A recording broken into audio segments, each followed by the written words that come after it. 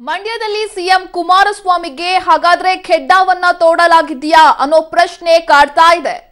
ಮಂಡ್ಯದಲ್ಲಿ ಮಗ ನಿಖಿಲ್ರನ್ನ ಸಿಎಂ ಕಣಕ್ಕಿಳಿಸಿದೆ, ಇಲ್ಲಿ ತಪ್ಪಾಗಿ ಬಿಡ್ತಾ ಅನ್ನೋ ಪ್ರಶ್ನೆ ಒಂದ್ ಕಡೆ ಆದ್ರೆ, ಮಗನನ್ನ ಮುಂದಿಟ್ಕೊಂಡು ಸಿಎಂ ಅನ್ನ ಮುಗಿಸೋದಕ್ಕೂ ಹಾಗಾದ್ರೆ ಅಲ್ಲಿ ತಂತ್ರ ಮಾಡಲಾಗಿದೆಯಾ? ಬಿಜೆಪಿ ಜೊತೆಗೆ ಕಾಂಗ್ರೆಸ್ ಕೂಡ ಇಲ್ಲಿ ಖೆಡ್ಡಾವನ್ನ ತೋಡಿದೆಯಾ? ಮೊನ್ನೆ ಚಿಕ್ಕಮಗಳೂರಿನಲ್ಲಿ ಸಿಎಂ ಹೇಳಿದ್ದು ಇದೇ ಅರ್ಥದಲ್ಲ ಅನ್ನೋ ಪ್ರಶ್ನೆ ಕೂಡ ಇದೀಗ ಸಾಕಷ್ಟು ಕಾಡ್ತಾ ಇರುವಂತದ್ದು. ಮಂಡ್ಯದಲ್ಲಿ ನಿಖಿಲ್ ಸೋಲಿಗೆ ಸ್ಟ್ರಾಟಜಿಯನ್ನ ಮಾಡಲಾಗಿದೆಯಾ? ಹಾಗಾದ್ರೆ ಯಾರು ಮಾಡಿದ್ದಾರೆ? ಬಿಜೆಪಿಗರು ಮತ್ತು ಕಾಂಗ್ರೆಸ್ಸಿಗರು ಒಟ್ಟಾಗಿ ಸೇರ್ಕೊಂಡು ಮಾಡ್ತಾ ಇದ್ದಾರಾ? ಕುತಂತ್ರ ಮಾಡಿದೆಲ್ಲ ಗೊತ್ತಿದ್ರು ಸಿಎಂ ಇಲ್ಲಿ ಸುಮ್ಮನೆ ಇರೋದು ಯಾಕೆ ಅನ್ನೋ ಪ್ರಶ್ನೆ ಒಂದ್ ಕಡೆ ಆದ್ರೆ, ಮೇ 23 ನಂತರ ಸಿಎಂ ಹೊಸದೊಂದು ಬಾಂಬ್ ಅನ್ನ ಸಿಡಿಸ್ತಾರಾ? ಇವತ್ತು ಮಾಧ್ಯಮಗಳು ಈ ಬಗ್ಗೆ ಕೇಳಿದಂತ ಸಂದರ್ಭದಲ್ಲೂ ಕೂಡ ಈ ಮಂಡ್ಯ ವಿಚಾರಕ್ಕೆ ಸಂಬಂಧಪಟ್ಟಂತೆ ನಾನು ಮೇ 23ಕ್ಕೆ ಉತ್ತರವನ್ನ ಕೊಡ್ತೀನಿ, ಅಲ್ಲಿಯವರೆಗೆ ನಾನು ಯಾವುದೇ ರೀತಿಯಲ್ಲೂ ಕೂಡ ಉತ್ತರವನ್ನ ಕೊಡೋದಿಲ್ಲ ಅಂತ ಕೂಡ ಇವತ್ತು ಸಿಎಂ ಕುಮಾರಸ್ವಾಮಿ ಹೇಳಿಕೆಯನ್ನ ಕೊಟ್ಟಿದ್ದಾರೆ. ಇವತ್ತು ಒಂದು ಕಡೆ ಬಿಜೆಪಿ ಪಕ್ಷೇತರ ಅಭ್ಯರ್ಥಿಗೆ ಬೆಂಬಲ ಯಾವ ರೀತಿ ಇದೆ ಅಂದ್ರೆ, ಕಾಂಗ್ರೆಸ್ ಪಕ್ಷದ ಬೆಂಬಲ, ಬಿಜೆಪಿ ಪಕ್ಷದ ಬೆಂಬಲ, ಅಲ್ಲಿಂದ ರೈತ ಸಂಘದ ಬೆಂಬಲ ಎಲ್ಲ ಒಟ್ಟಾರೆ ಸೇರಿ JDS ನ ಮಣಿಸಬೇಕು ಅಂತ ಹೊರಟಿರ್ತಕ್ಕಂಥದ್ದು ಏನಿದೆ ನೇರವಾಗಿ ಹೇಳ್ತೀನಿ. ಇದರಲ್ಲಿ ಏನಿಲ್ಲ, ಕಳೆದ 3 ತಿಂಗಳಿಂದ ನಡೀತಿರ್ತಕ್ಕಂಥ ಘಟನೆಗಳು ಸ್ಥಳೀಯವಾಗಿ ಹಳ್ಳಿಗಳಲ್ಲಿ ಇರ್ತಕ್ಕಂಥ ಪರಿಸ್ಥಿತಿಗಳೇ ಬೇರೆ ಇದೆ. ಇದು ಎಲ್ಲ ಒಂದು ಕಡೆ ಎಲ್ಲ ರೀತಿಯ ಚಕ್ರವ್ಯೂಹ ರಚನೆ ಅಂತ ಹೇಳ್ತಾರಲ್ಲ, ನಡೆಸಿದ್ದಾರೆ. ಹಲವಾರು ಜನ ಕಾಂಗ್ರೆಸ್ ನಾಯಕರುಗಳು ಕೆಲಸ ಮಾಡ್ತಾ ಇದ್ದಾರೆ, ಕೆಲವರು ಮಾಡ್ತಾ ಇಲ್ಲ.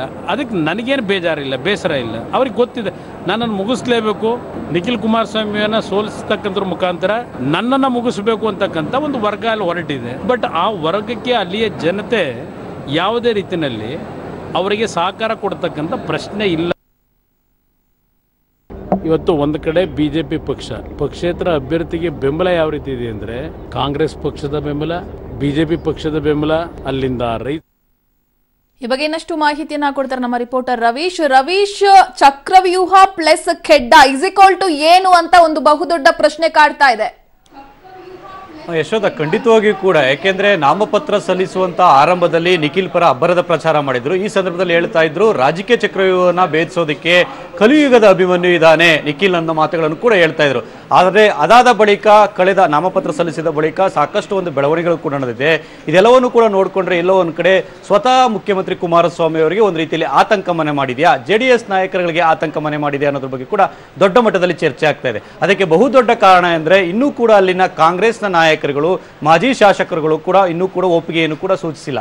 ಇವತ್ತಿನವರೆಗೂ ಕೂಡ ಅಂದ್ರೆ ಸಿದ್ದರಾಮಯ್ಯ ಸಭೆ ಮಾಡಿ ಹೊರಗಡೆ ಬಂದ ಬಳಿಕವೂ ಕೂಡ ಆ ಒಂದು ಮಂಡ್ಯ ವಿಚಾರದಲ್ಲಿ ಬಿಟ್ಟು ಬೇರೆ ವಿಚಾರವನ್ನ ಮಾತಾಡೋಣ ಅನ್ನೋ ನಿರ್ಧಾರಕ್ಕೆ, ಮತ್ತೆ ಅದೇ ಒಂದು ರೀತಿಯಲ್ಲಿ ಅಳಿಯ ಮೇಲೆ ಒಂದು ರೀತಿಯಲ್ಲಿ ಚೆಲುವರಾಯಸ್ವಾಮಿ ಆಗಿರ್ಬೋದು ಮತ್ತೆ ಮಾಜಿ ಶಾಸಕರಾಗಿರ್ಬೋದು ಅದು ನಡೀತಾ ಇದ್ದಾರೆ. ಅಂದ್ರೆ ಪ್ರಮುಖವಾಗಿರ್ತಕ್ಕಂಥದ್ದು ಇಲ್ಲಿ ಎಲ್ಲೋ ಒಂದ್ ಕಡೆ ಕುಮಾರಸ್ವಾಮಿ ಅವರ ಪುತ್ರ ನಿಖಿಲ್ ಕುಮಾರಸ್ವಾಮಿ ಅವರನ್ನ ಈ ಒಂದು ಚುನಾವಣೆಯಲ್ಲಿ ಮಣಿಸೋದ್ರ ಮೂಲಕ ಒಂದು ರೀತಿಯಲ್ಲಿ ಕುಮಾರಸ್ವಾಮಿಯನ್ನ ಕೆಡ್ಡಕ್ಕೆ ತೋಡೋದಕ್ಕೆ ಪ್ರಯತ್ನ ಮಾಡಿಬಿಟ್ರ ಅನ್ನೋದ್ರ ಬಗ್ಗೆ ಕೂಡ ದೊಡ್ಡ ಮಟ್ಟದಲ್ಲಿ ಚರ್ಚೆ ಆಗ್ತಾ ಇದೆ. ಆ ಕಾರಣಕ್ಕೋಸ್ಕರವಾಗಿ ಮೊನ್ನೆ ಅಷ್ಟೇ ಕುಮಾರಸ್ವಾಮಿ ಅವರು ಇದೇ ಹೇಳಿಕೆಯನ್ನು ಕೂಡ ಕೊಟ್ಟಿದ್ರು. ಇದೆಲ್ಲವನ್ನು ಕೂಡ ಮುಂದಿನ ದಿನಗಳಲ್ಲಿ ಯಾವ ರೀತಿ ಟ್ಯಾಕಲ್ ಮಾಡ್ತಾರೆ ಅನ್ನೋ ಕೂಡ ಕಾದ್ ನೋಡಬೇಕಾಗಿದೆ. ಎಲ್ಲದಕ್ಕೂ ಮೇ 23ರಂದು ಕಾದ್ ನೋಡಿ ಅನ್ನೋ ಮಾತುಗಳನ್ನು ಕೂಡ ಹೇಳಿದ್ದಾರೆ. ಹಾಗಾಗಿ ಮೇ 23ರಂದು ಕುಮಾರಸ್ವಾಮಿ ಅವರ ನಿರ್ಧಾರ ಏನಾಗಿರುತ್ತೆ, ಮತ್ತೆ ಮೈತ್ರಿ ಸರ್ಕಾರ ಮೈತ್ರಿ ಧರ್ಮವನ್ನ ಪಾಲಿಸಿಲ್ಲ ಅಂತ ಕೂಡ ಏನಾದ್ರು ಎಕ್ಸಿಟ್ ಆಗ್ಬಿಡ್ತಾರ ಅಥವಾ ಅಲ್ಲೇ ಇದ್ದುಕೊಂಡು ಬುದ್ಧಿ ಕಲಿಸುವಂತ ಪ್ರಯತ್ನ ಮಾಡ್ತಾರ ಅನ್ನೋದು ಕೂಡ ಕಾದ್ ನೋಡಬೇಕಾಗಿದೆ. ಒಟ್ಟಾರೆಗೆ ಅವರ ಹೇಳಿಕೆಯಿಂದಾಗಿ ಈಗ ಕಾಂಗ್ರೆಸ್ ಮತ್ತೆ JDS ನ ನಾಯಕರುಗಳೇ ಸಾಕಷ್ಟು ಒಂದು ರೀತಿಯಲ್ಲಿ ದೊಡ್ಡ ಮಟ್ಟದಲ್ಲಿ ಚರ್ಚೆ ಆಗ್ತಾ ಇದೆ ಅಂತಾನೆ ಹೇಳ್ಬೋದು. ಯಶೋಧ, ಈ ಎಲ್ಲಾ ಕುತಂತ್ರಗಳನ್ನ ಮಾಡ್ತಾ ಇರೋದು ಸಿಎಂ ಕುಮಾರಸ್ವಾಮಿಗೆ ಸ್ವತಃ ಗೊತ್ತಿದ್ರೂ ಕೂಡ ಇಲ್ಲಿ ಮೌನಕ್ಕೆ ಶರಣಾಗಿರೋದು ಯಾಕೆ ಹಾಗಾದ್ರೆ ಸಿಎಂ? ಖಂಡಿತವಾಗಿಯೂ ಕೂಡ ಮೈತ್ರಿ ಧರ್ಮವನ್ನ ಈ ಒಂದು ಲೋಕಸಭಾ ಚುನಾವಣೆಯಲ್ಲಿ ಪ್ರಸ್ತಾಪ ಮಾಡಬೇಕಾಗುತ್ತೆ.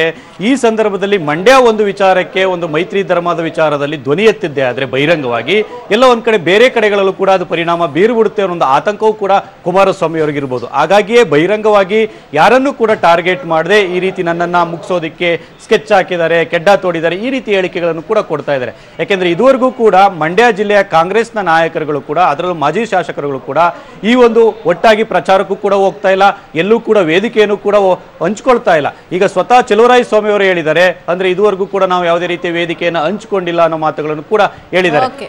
ಸಿದ್ದರಾಮಯ್ಯನವರು ನಮ್ಮ ಮೇಲೆ ಡಿಪೆಂಡ್ ಆಗಿದ್ದಾರೆ, ಆದ್ರೆ ನಾವು ಕಾರ್ಯಕರ್ತರ ಮೇಲೆ ಡಿಪೆಂಡ್ ಆಗಿರೋ ಅನ್ನೋ ಒಂದು ಸೂಕ್ಷ್ಮವಾಗಿ ಹೇಳಿಕೆ ಕೊಟ್ಟಿರೋದ್ರಿಂದ ಎಲ್ಲೋ ಒಂದ್ ಕಡೆ ನಿಖಿಲ್ ಕುಮಾರಸ್ವಾಮಿಗೆ ಇದು ಒಂದು ರೀತಿಯಲ್ಲಿ ಹಿಂದೇಟ್ ಆಗ್ಬಿಡುತ್ತಾ ಅನ್ನೋದ್ರ ಬಗ್ಗೆ ಕೂಡ ದೊಡ್ಡ ಮಟ್ಟದಲ್ಲಿ ಚರ್ಚೆ ಆಗ್ತಾ ಇದೆ. Yashoda, okay, thank you Ravish.